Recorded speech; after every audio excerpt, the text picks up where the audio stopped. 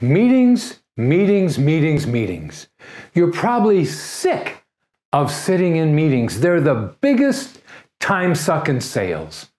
If you're a sales manager, however, meetings are an inseparable part of your life. Knowing how to run effective sales meetings, then, is key to your success. Hello, I'm Bill Zipp, and I help sales leaders achieve long-term success with a people-centered approach to performance. This is video 1 in a 7-part series on successful sales meetings. I have a personal mission to stop bad sales meetings by challenging you to ask and answer these 4 questions before leading your next meeting. 1. What's the purpose of this meeting?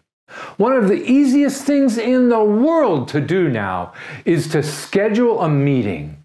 Technology allows us to place a meeting on the calendar, set endless recurrences, and send invites to the entire world.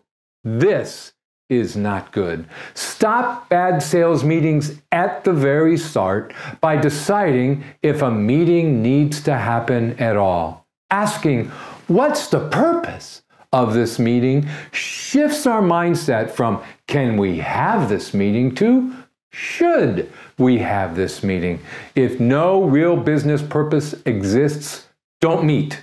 Send an email. Time, not money, is your most limited business resource. Spend it on those things and only those things that move you closer to achieving your goals. And that means guarding your calendar from unnecessary meetings. 2. What's the agenda for this meeting? Okay, so you've determined that a sales meeting has a real business purpose. But should you still meet? The next step in making meetings matter is crafting a meaningful agenda. A meeting should never take place unless the organizer of the meeting has a clearly outlined agenda for the meeting. No exceptions. In other words, are there enough items to warrant a meeting? Do the items on the agenda move you closer to achieving the goals of the group? Is a meeting even the best way to address these items? Determine these up front and follow this simple rule. No agenda, no meeting.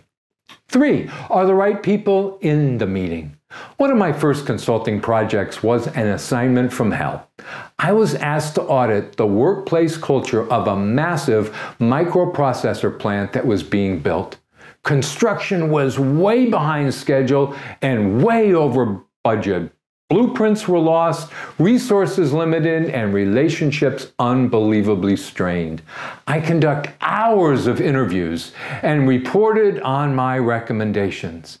In spite of glaring shortfalls, the #1 complaint from nearly every team member was this: meetings. Too many meetings that were too long and had no point to them and achieved nothing. The worst part? Everyone in the unit was required to attend every meeting, whether items on the agenda was related to them or not. When I gave the recommendation that only those people who needed to be at a meeting should attend the meeting, ironically, in a meeting everyone was required to attend, I received applause from the group. That's never happened before or since. Stop bad sales meetings by asking this simple question: who needs to be at this meeting? Who do the items on the agenda directly impact? These are the people and only the people who should be in your meeting. 4. How will you capture and keep the commitments of this meeting? Most sales meetings end like a gunfight in an old-fashioned Western. Final shots are fired and a big cloud of dust appears. A few bodies lie strewn across the landscape while everyone else scampers off to the next meeting. Keep this from happening to you by putting a system in place to capture the commitments of your meeting and assure that they get done. Your best friend in this process are 3 W's. Who is going to do what by when? Here's how to use them. Wrap up every meeting you lead 5 minutes before its scheduled ending point. Review the action items on the meeting and make sure that each is defined by who is exactly going to complete that action item. What specifically are they going to do, and when precisely will it get done? Now, when you start your next meeting with this group, don't jump into a shiny new object, but review the 3 W's from the last meeting. Do this in all your meetings, and you'll quickly build a culture of accountability and become known as a leader who's serious about execution. John Honor has launched not one, but 2 wildly successful organizations. The first, the Independent Press Association, grew to a multi-million-dollar enterprise. The second, the East Meets West Foundation, provides clean water and medical treatment and education to developing countries around the world. What are his rules for meetings? No one goes to a meeting who doesn't need to be there. Every meeting has an agenda. At the beginning of the meeting leader spells out the goals for the meeting. At the end of the meeting, participants go back through the agenda to review what needs to be done and who's going to do it before the next meetings. Meetings in his organizations are short, sharply focused events that begin on time and end on time. By increasing meeting efficiency, John says, it gives me at least 10 extra hours a week.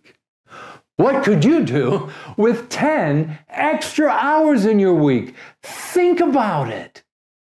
In my next video on successful sales meetings, we'll explore how to avoid other factors that cause bad sales meetings, bad meeting behaviors. Please subscribe to this channel so you don't miss a single session, or better yet, schedule an appointment with me to discuss your specific sales challenges, because every salesperson deserves a great sales manager. Thanks for watching.